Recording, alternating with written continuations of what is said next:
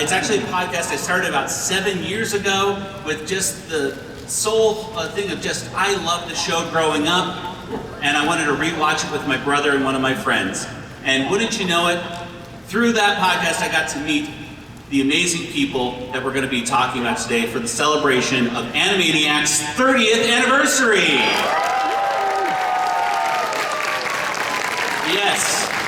The Animaniacs, that's something we talk about all shows of the Rugerverse, such as Animaniacs, Tiny Toon Adventures, and Freakazoid. Let's go ahead and introduce these lovely folks right now, and let's go ahead and start with the creator of Animaniacs himself. It's Mr. Tom Ruger!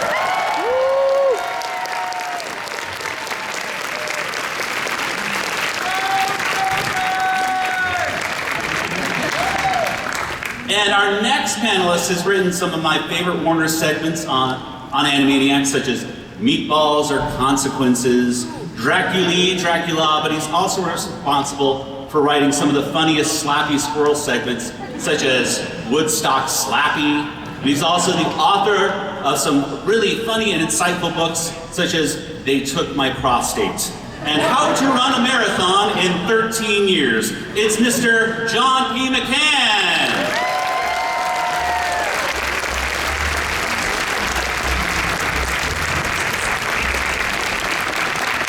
Coming up next is one of the funniest men I've had the pleasure to meet. He wrote more Warner segments than any other writer on Animaniacs, including the premiere segment, Desanitized, that introduced us to the Warners, as well as other classics. So let's go ahead and bring on Mr. Paul Rugg.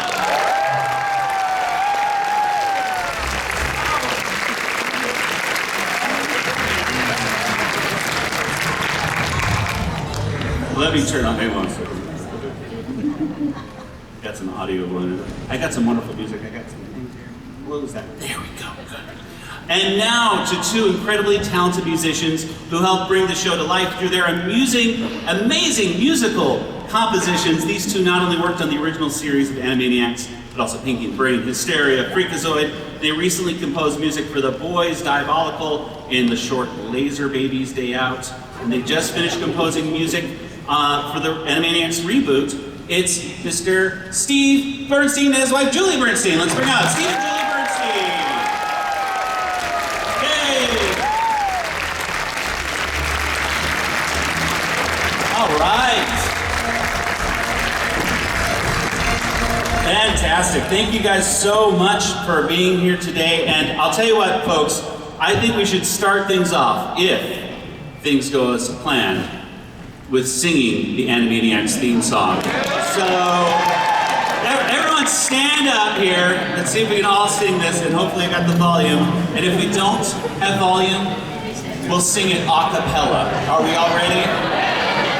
So, Hector High Water. Here we go. We all know the words, but in case you don't know, it'll be up on the screen. Here we go. It's time for Animaniacs. So just sit back and relax, relax, relax. We're Animaniacs. Come join the world. Just where we run around the water. We love it. We love it. Wherever we get lost, every day we sit there. We're Animaniacs. That's why we're Animaniacs. We're Animaniacs. We can be in the ring.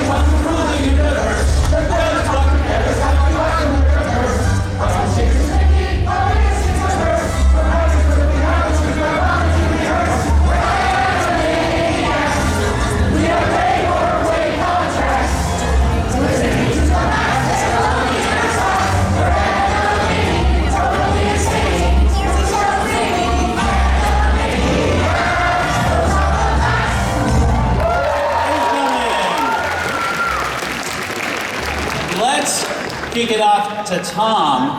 Tom, tell us, how did this show get started? I have no idea. The song, by the way, composed by Richard Stone, the great Stonini, we called him. And I was lucky enough to write the lyrics, but Richard was our composer, along with Julie and Steve in those good old days. These are some pencil testers seen right now. And but 30 years ago, 33 years ago, we started developing this thing. And one Saturday morning, my boss, Gene McCurdy, and I, and Sherry Stoner went over to the home of, who's that guy that was the big guy? George Lucas. George Lucas. And George was, no, the other guy. It was Steve. Okay. And he had literally had milk and cookies set out for us. It was a Saturday morning, and his wife and kids came in with a whole bunch of kids. And so we were pitching segments for this show. And there was, like we pitched Rita and Run. Steven said, I like them. And we pitched Slappy Squirrel, I like them. We pitched the Warners, who ultimately were changed from ducks to like rubber hose cartoon characterists. And he liked them.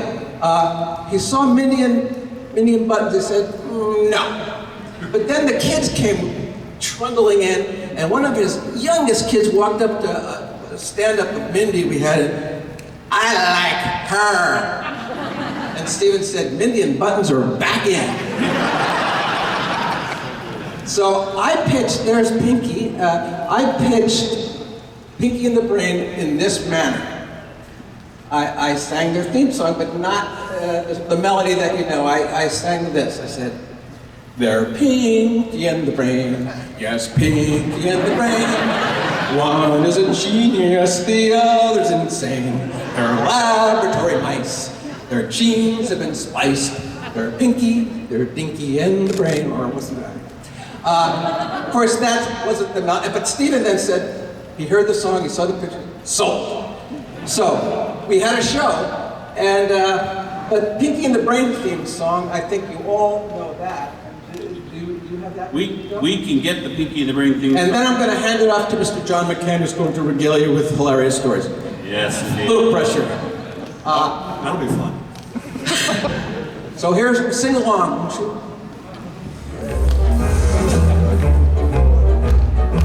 Yeah. Say, babe, what do you want to do tonight? Same thing we do every night. Try to take over the world. The Pinky and the Brain, yes, Pinky and the Brain. One is a genius, the other's insane. Their laboratory mice, their genes have been spliced. They're Pinky and the Brain, brain, brain, brain, brain.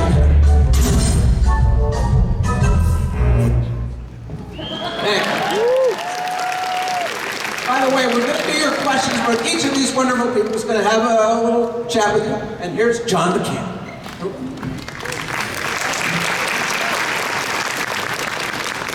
Thank you. This reverb is tripping me out. A delegate from Michigan pledges 5 votes. Well, one of the things I remember about Animaniacs, and it doesn't get a lot of talk, is that we were right next door to the Sherman Oaks Galleria. It was a mall, and they had a great arcade in there. And if you couldn't find Paul and I, we'd be down in the arcade playing the Terminator 2 game.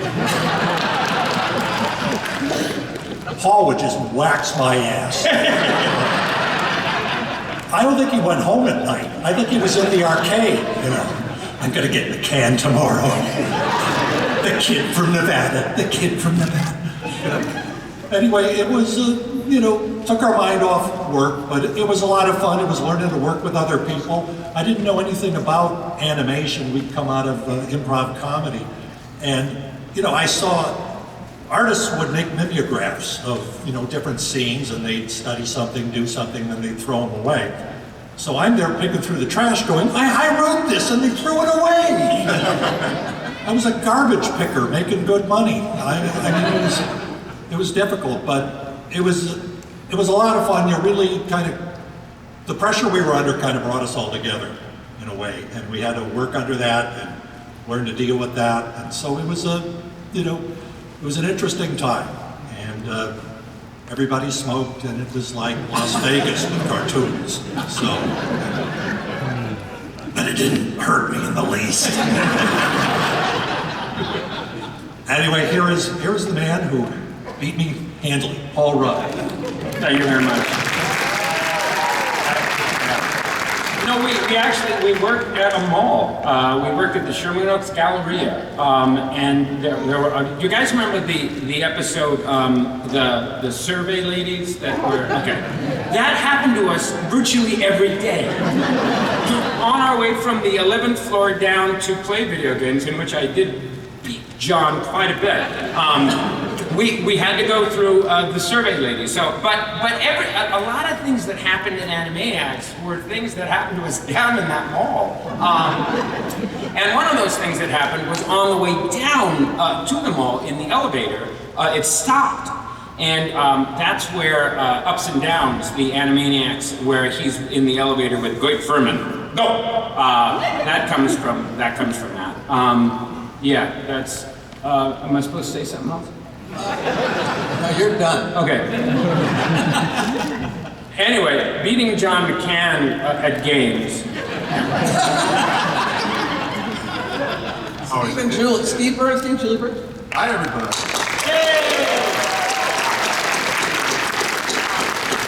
Yeah, we weren't at the mall with them. No, we were at home most of the time. We were invited to the mall to discuss the music for the next upcoming scoring that we had to do, and we were both terrified. Well, we just had the best time though in the studio recording with the live orchestra.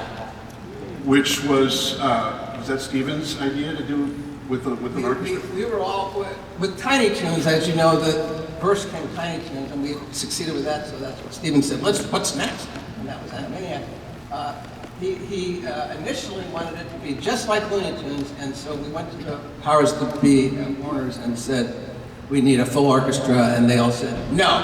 And then Steven said, excuse me? and we had a lot of Yeah. Thank goodness. It was a thrill to do that and to conduct these people who had the best time recording the music. They always came into the booth on the breaks to watch the cartoons that they just played on. We were, Richard Stone was the supervising composer, and he brought us on not long after he started, I think. And I happened to be answering the phone one day when he called to ask Steve a question. I don't know if you guys know this. He called to ask Steve a question about a chord that he couldn't figure out. And Steve wasn't home. And so I said, well, what chord are you looking for? And he said, I'm gonna play a tape and I will stop it right after that chord. And so he played it and then he stopped the tape. And I said, oh, it's this. And I went to the piano and I played it for him and he was very excited. He said, that's it, that's it. And the next time I saw him, which was at a Tasmania session that Steve was working on with him, he handed me a stamp. We used to write on the scores, it was written with pencil, and we would put a stamp in the corner that said composed by, orchestrated by, and he said, I have something for you, and he handed me a stamp that said composed by Richard Stone, orchestrated by Julie Bernstein. That's how I got that job. I didn't have it. No, actually, I had a stamp. It had my name, and then I know Tim is there. Tim Kelly. Tim Kelly. Orchestrated for me for a long time, and then decided that he just needed to write music, and which is a good decision because he's terrific. So Tim, thank you for helping while you did. Yeah, he's good. Hi, Tim. And what? That's enough. We've talked enough. I could talk like a long time. We should play some clips from the show, right? Yeah. Should we? What do you say? No? Sounds like no. No, just play whatever you like. Play whatever I like. What do you think? I think we can play a quick clip here from Paul. What's your favorite episode, Paul? Probably Hearts of Twilight. Let's go to that. So this is the Hearts. I'm the Warner sister. I don't know how you got in here, but heads will roll for this infringement. This, I promise. Look, kids, I don't sign autographs. It cheapens us both. Me, the artist, and you, the whatever you are. Now scoot. Hoyle! How'd you with the going? You were there, but here now. You are for me to see. How'd you do? You understand any of that? I think he said, Hoyle, how'd you with the going? You were there, but here now. You are for me to see. How'd you do? You think And that episode, of course, was written by Paul as well. So, Brian Layton. Folks, I know there's a lot of folks out here that might have some wonderful questions for these folks out here. And do we have a microphone or anything like that that might be able to tour around and get that? Is that, I can't see anything past the first or so row, but I know I saw some cordless mics perhaps in the back. Or is there a place to line up for questions? Or yes, they're waving. They're saying hi right there. Oh, hi, way back there. Yes, we have plenty of time for some questions. So anything you'd like to ask these wonderful folks, you can do so now. And if you, for whatever reason, don't get a chance to ask them your burning question, head on down to table EO1 and EO2 after this, because you can meet Paul and Tom, and even the Bernsteins are going to be down there as well, and John. So come on down and say hi. So anyway, with all that out of the way, let's go to our first question back there. I see a light in the back.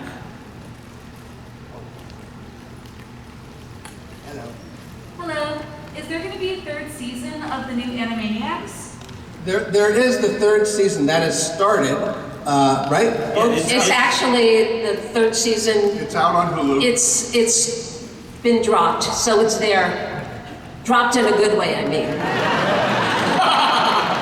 But they didn't pick it up. Yeah, unfortunately, there won't be a fourth. Hey, settle down. Sorry, it comes out. Continue. Yeah. Hi. I had a quick question about the character that we just saw on screen. Was there anything that inspired you guys to give him that really wacky voice that everyone laughed at? No. Yes, so, all right, so I was a big Jerry Lewis fan. I still am a big Jerry Lewis fan. And around the office, unfortunately, I would be like, oh, what nice lady with the boys and everything. And Tom was like, if we give you a part, would you stop that? So I was like, yeah, but not really. And so we did the first one, and there were two versions of Jerry Lewis back then. There was the oh yeah, you with the nice man, go hi. And then there was the telethon Jerry, who felt it from the heart and could talk to you in an avuncular manner while using witticisms and chubimations. And Tom was like, do a lot of that, God. So there you go. Have I answered your question? If not, And he of course, he carried that on, and then that became a part of who Freakazoid ultimately was. It became a lot of that. That's a whole different stress tomorrow. There's also Hearts of Darkness, the documentary. Yeah. So that was. So I remember. I'll be real quick. But I said, Tom, it'd be funny to do a parody of like Hearts of Darkness or Apocalypse Now, because the kids will love it. And Tom was like, yes, they will. Let's make it as complicated as possible. And I'm like, I'm there for that. So that's that was kind of the way we wrote Animaniacs back then. It was like, if we in the room were like, then to heck with the kids.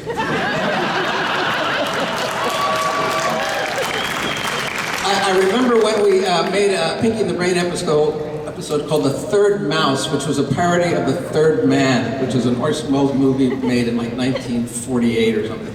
And we finished it, and we sent it over to Spielberg, and he wrote back and I was like, what are you guys doing? It's like Meatballs and Consequences, because kids love The Seventh Seal. Can't get enough of Burton. Very existential. I think they said, are we alive or are we... We're in Ohio. Oh, are we in Ohio? Yes, in fact, if we go to the feed right now, we can see a clip of this right here. So the Bergman-esque kind of moves. But if you must stay with your brother, then Appendix 3 contains a clause allowing the carrier, that's me, to play you in the life or death game of chess. Chess is unknown to us. We prefer checkers. Checkers it is. Unless you have Uncle Wiggily or Candy Gold. I win, Wacko goes with me. You win, and the three of you stay together forever. Agreed? We accept. To accept is to yield. To yield is to allow oncoming traffic the right of way. Is that the breeze of a landfill? Food particles are wedged between your teeth.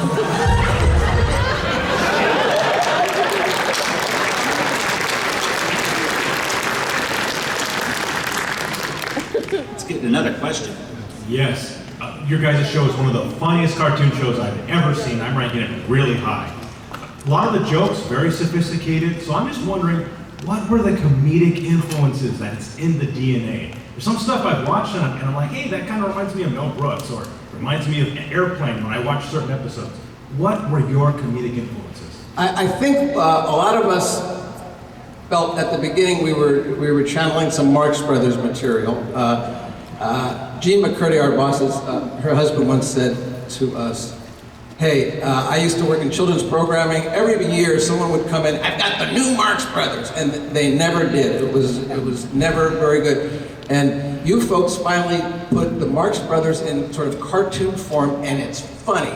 So they were an influence. I mean, classic comedy was an influence, but these two fellows, John and Paul, they were brilliant comedians in their own right. They worked in improv. The first time I ever laid eyes on these two guys, they were on stage at an Acme Theater, and they had me rolling on the floor. They have a way of commanding comedy in an audience, and so I think they can tell you more about their comic background.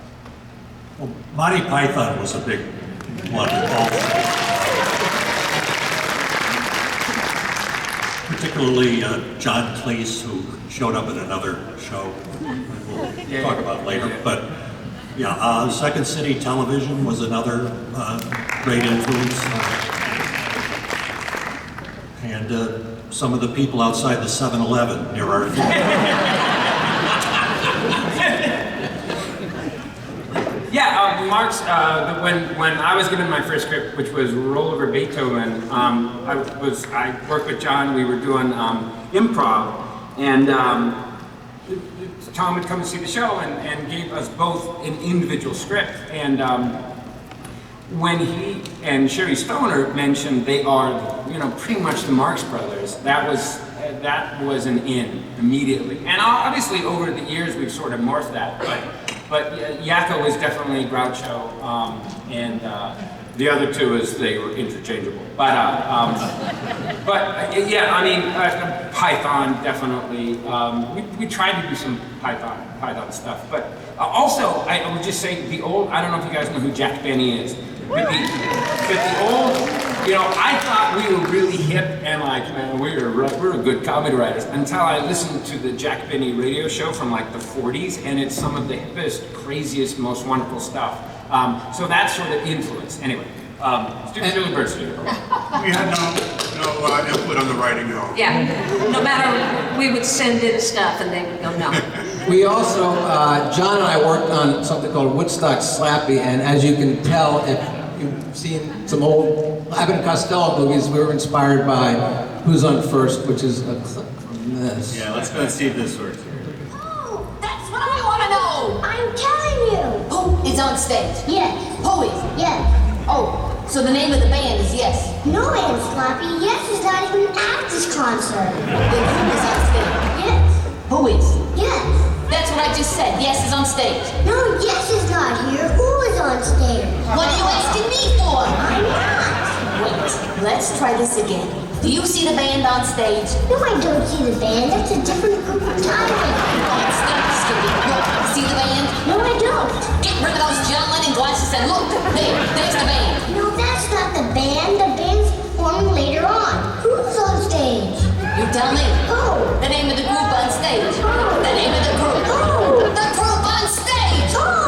The band. No, the band's performing later. Right now, we're listening to who? That's what I want to know.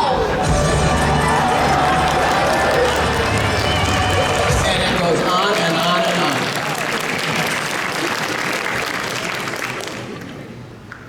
My turn?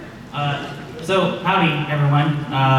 I am way after Animaniacs came out, so I was... Oh, you're saying we're really old? That's terrible of you. Next question. No. My question is, what was the animation industry like back then in the day? Well, we had chisels.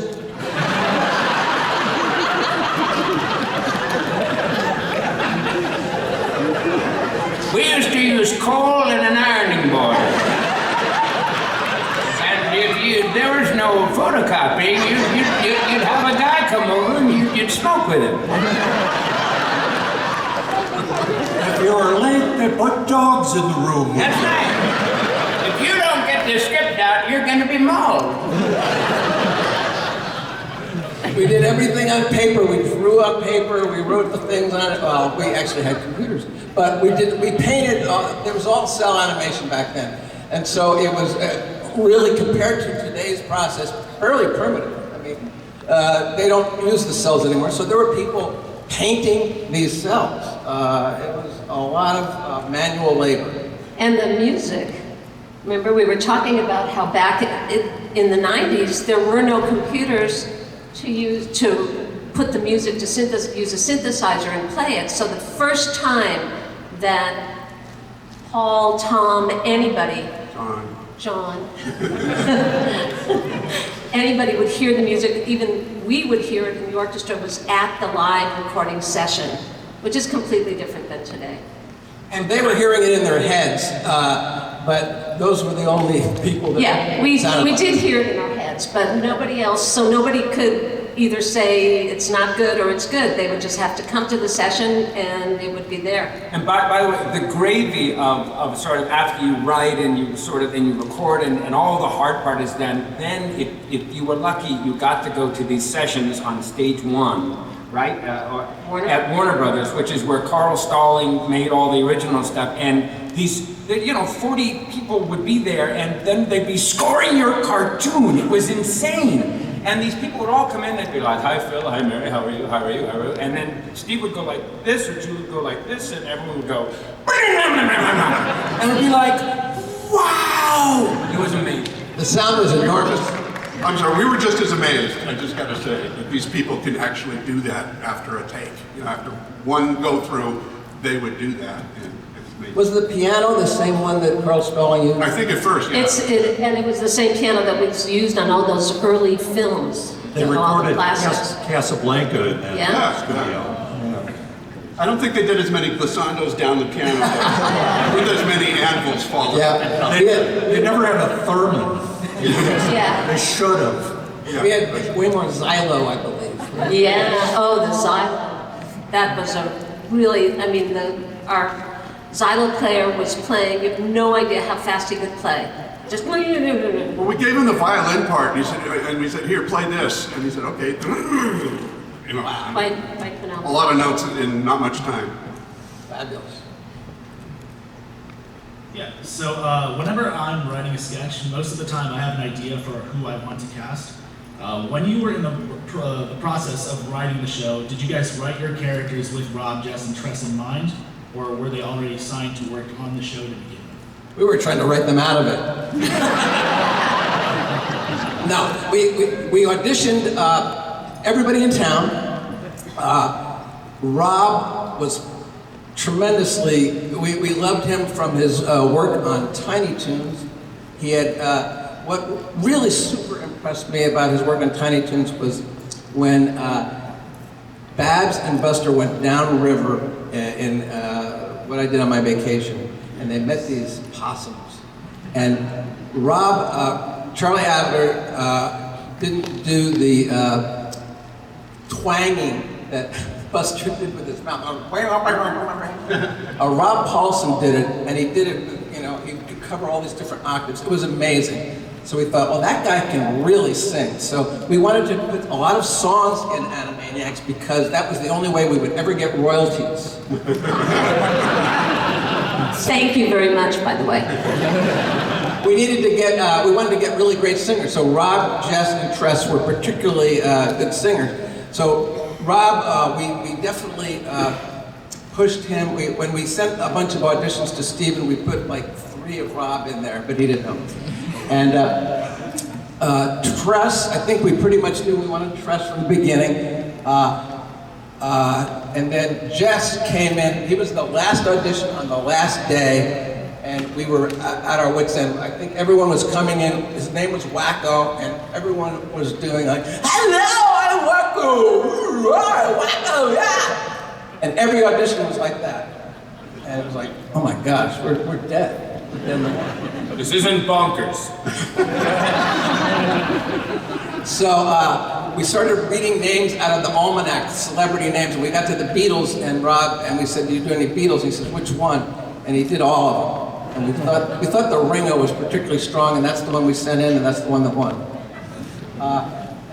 Casting Paul Rudd was more difficult, right? Very difficult to work with. So when we write for these characters, well, you guys, when you're writing for a particular character, I know you love writing for Wacko. Yeah, but what's funny is when we first started, we didn't have Rob, Jess, and Tress. We were just sort of, again, going off of that Marx Brothers vibe. Once they were cast and we started hearing it, then we definitely started writing for Rob and writing for, within knowing what they could do and how Tress would sort of do a little thing. We definitely, I did anyway, I don't know if you did, John. Right, but also with celebrities, we got to work with like Jeff Bennett or Corey Barton, that their range was just amazing. And the number of people that they could imitate was just fantastic. Yeah. So we would draw on that and try and use them. And I just want to say that every time I left a vocal session, I would probably, for the next 2 hours, rant in a good way about how the people in that session are geniuses. They're geniuses. I just couldn't believe how many different characters they could do. Well, Julie and Steve, Paul, John, and I, and a few others, we would write lyrics, but we had no idea what they were going to do musically. So Steve and Julie and Richard would do all the melodies for these songs that we just thought, wow, good luck with them. And so they orchestrated and composed these songs, but also they knew the ranges for each actor, right? Which wasn't always easy because Rob, Tress, and Jess have very different ranges. It was always sort of a puzzle to put it in the right range. When Bernadette Peters was coming in to do a song, what was that? What? Bernadette Peters. Oh, she was the character of Rita. Yes. And yes, I didn't have any trouble writing for her range. That was fun. Yeah. She could just hit any note you gave her, pretty much. Yeah, and amazing voice. As opposed to Slappy Squirrel, you gave her a song, she wanted to kill you. Yeah. Yeah, no, working with the actors, working vocally with the actors was just one of the most fun things ever.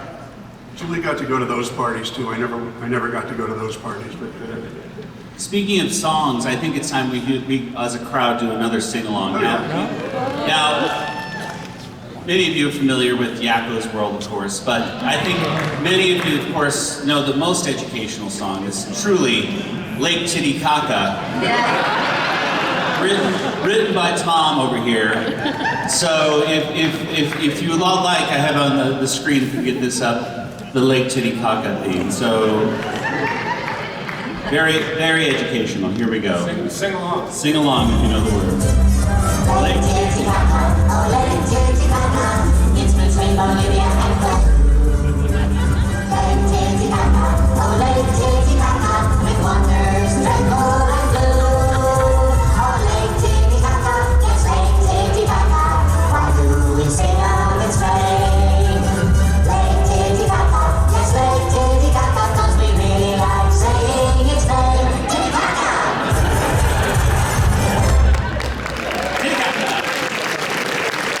All right, we got another question. Hi, a few years ago I got to meet Rob Paulson and Randy Rogel, and they told a story about how when they went to record Yakko's World, Rob did it all in the first take. I was wondering, were any of you in the room for that, and what was it like to be able to, were there any other interesting stories when recording the songs with Rob, Jess, and Tress? you should tell the thing from Wacko's Wish about pointing to the people who. Oh, I almost threw my arm out because in Wacko's Wish, there's a song. Is it Tchaikovsky? No. A Liszt, I think. Liszt, yeah. It's the Hungarian Rhapsody is the music, And I was, at one point in the song, it goes wishing, wishing, wishing, wishing, wishing, wishing. And I was pointing to all the actors who were sitting in the room, and I was pointing to them at which point to sing. And Frank Welker, who's an amazing, amazing voice actor, he was the voice of Munt and so many other people. And I just remember, and he was so worried about, he was sitting there just waiting for his time, and I was trying to prepare him. And I remember I threw my arm out, just going, wow! But he made it. Rob finished the first time we recorded Nations of the World with Rob. He did get through the whole song. He did a great job, but there were a few spots in it where he had to catch his breath. We didn't want him catching his breath in the middle of the song. So we did 3 takes that day, and we did cut in a couple sections from other takes. So, but I mean, he clearly prepared the heck out of that song. He was ready for it. Next. So this is more of a Freakazoid question. What was your inspiration behind it, and will we ever get a new season? I have to tell you tomorrow. Come back tomorrow. I'm sorry. Legally, I've signed an NDA, and we have to talk about this tomorrow. 1 o'clock. Are you available tomorrow? Can you come tomorrow? Otherwise, we'll do it outside the hallway. 1 o'clock tomorrow. Okay. See you there. Yes, it is. All right, so I just felt like asking, out of the many musical numbers featured in Animaniacs, what are some of your favorites? Oh, I have one. And I think it's going to be performed right now, is it not? What is it? What is it? Oh, you want me to do that one? Yeah. Here's my favorite. When the whippoorwill whippers in the wind can't whip it back. Oh, nice and chubby, baby. You know, look, Captain's World is great.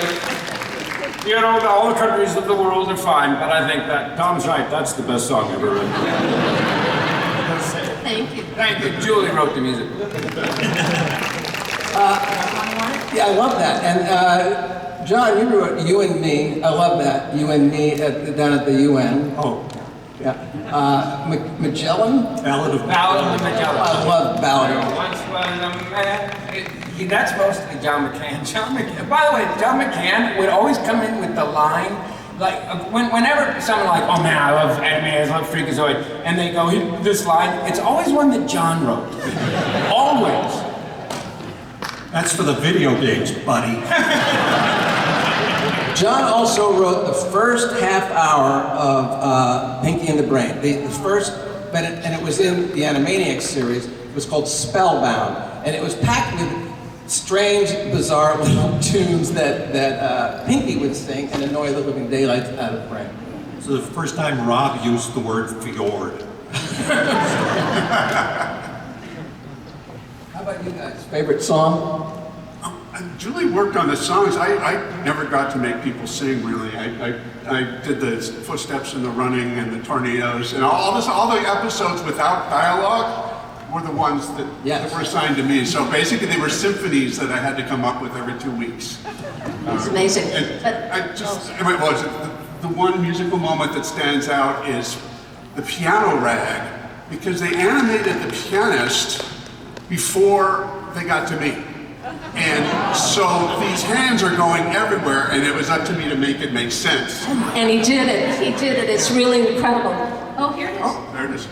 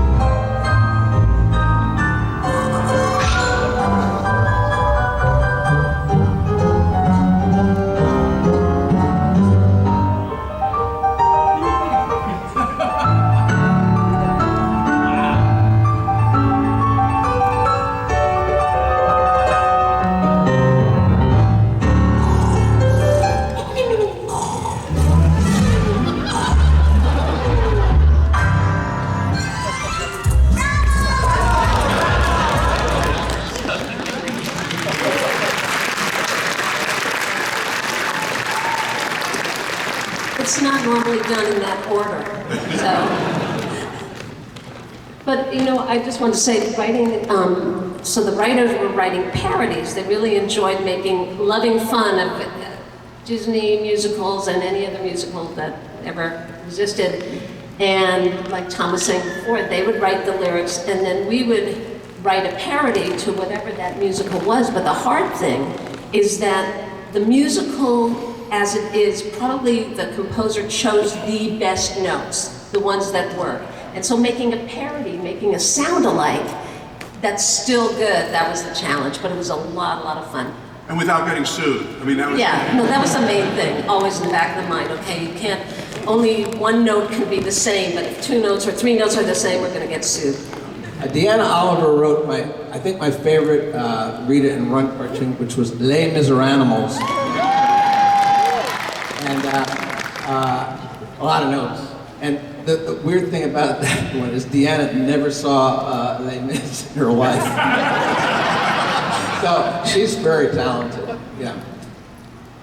Let's go for another question. Hi, so like during the early times when you were coming up with the show, like before it became the show we know and love today, you originally had the idea that there was going to be 4 Warners. So during that time, did you have any ideas on how the show would have been like when you had the 4th Warner in mind? They were just going to visit him in the hospital. I think, was that the plan? He was called Smacky, or was that right? Or, Smacko. Smacko. And yeah, we had 4, and they yeah. But honestly, the more characters you have, the more difficult it is. I mean, these 3 guys, and Dot and Yakko Waka, they work beautifully as a trio, and the 4th one, you know, Zippo in the Marx Brothers never really did much. And so we felt that the 4th character would be a weight on them. Okay, thank you. He passed away before we came along. All right, next question. So my favorite line from the show is "Hello, Nurse." I was wondering what your guys' was. Favorite character? Favorite character. No, line. Favorite line. Oh, it was "Hello, Nurse." That was her favorite line. Yeah, my favorite quote line.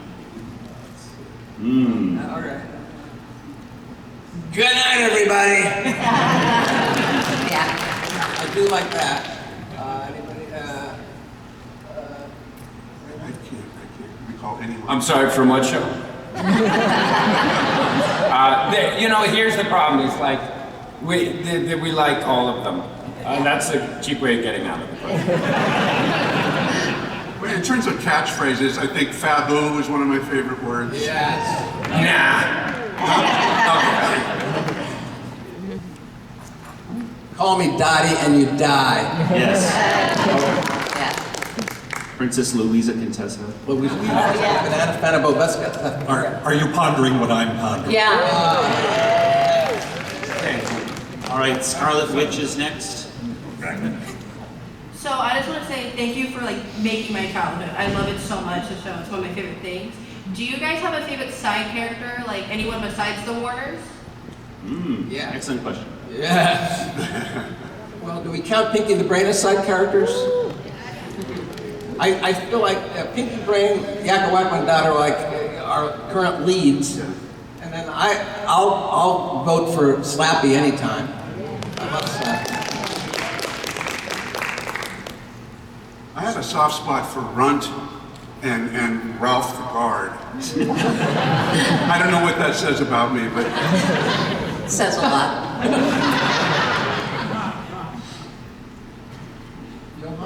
Well, I like to read it and run because, like you mentioned, that meant mailbox money. Songs. There was Songs. a song. A lot of songs. And I'm a personal fondness for Scratch and Smith, just because he was so good to work off of the 3 of them. Thank you. Hi, my question is, how long have you guys been making animations? I started, well, the chisel thing. I worked at Hanna-Barbera before any of you were born. And I worked on Yogi's Treasure Hunt back then. The first thing I ever animated was, I worked as an animator at first, and I animated Godzilla on the Godzilla Power Hour with Godzuki. With Godzuki. And then I quit. So then I worked at Filmation. I worked at something called Black Star, and so I was back. I don't like to date myself, but in the '80s, and I went to Hanna-Barbera and worked on a pup named Scooby-Doo. And so that's what got me the gig to work with Mr. Spielberg, because that had a lot of Tex Avery type, semi-Tex Avery, Warner Brothers type gags, and so he saw that and appreciated that I at least could speak the same language as he was speaking. And so that's my sort of cartoon backstory. John, how did you get going? Well, I had written a Disney show that had come up. They were envious of Tiny Toons at the time, and they decided to do something like Disney, and that'd be like trying to come up with a funny joke in front of 15 suits, you know. Hey, what does that mean? Can we be sued? Say, what does that mean? You know? So it left me with a bad taste in my mouth. They were cheap too, for all that. But mostly we were Paul and I was doing stand-up originally, and then Paul and I, hooked up and we started, we were in some of the same groups, crossing paths, and then we, Acme Comedy Theater, we started working together for a couple of years, so. That was a lot of fun. There were no suits, but there was no money. Sherry Stoner, our story editor, her husband ran the Acme Theater, and Sherry Stoner would come in now and then and say, you know what, you gotta come to our theater because there are a couple of guys there that are just funny. And she was right, it was these two fellows. We're seeing something? Oh, anyway, I started working in animation, I guess with Tiny Toons. I was orchestrating for Fred Steiner, who did a bunch of Tiny Toons. And so I started, and then he let me... Fred Steiner of Perry Mason, of a lot of the old Star Trek library. Yeah. So I worked with him, and then he started letting me write a few cues, and I got... You cleaned the leaves out of his gutter. I did. I alphabetized his record collection. Yeah. These are things that you have to do on the way. Those are dues, yeah. Look up Fred Steiner on your Google. He's really a big name. Yeah. Thank you very much. Hey everyone, props to being speaking of musical stuff, props to being the only children's cartoon I've ever seen to have the guts to do a spoof of Rocky Horror Picture Show. I guess this question is to Mr. Ruger. For as goofball as the show was, this was a tremendous source of great teaching songs. I mean, really serious, show them to your school kids teaching songs. And if you ever forget what capital is what for what state, there it is. So what was your inspiration? What made you decide, yeah, I wanted this to be part of the show? We had a deadline and someone had written something that we could use. It was really, Randy Rogel wrote the country song and the state song.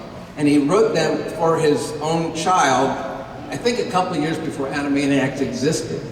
And so he came in and he would come in and play the piano, and he was very peppy, and we said, well, that would be great for our show, since we're on a deadline and we're behind. And of course, Rob and Jess. So Rob did the first one, and Jess literally, he came up and said, where's my song, man? Dude, I need a song like Rob. So we made sure Rob didn't get the state song, and we gave it to Jess. Well, thank you so much. That unfortunately was our last question right there. No. But if you folks out there, and I know there's a lot of people who have lots of questions and want to meet these wonderful people, come on down to Hall C, tables E01 and E02. We'll get all these people right here. They'll love to say hi to you. Each and every one of you. Come on down. Let's all go down together. And let's give a big hand for all of our panelists for being here.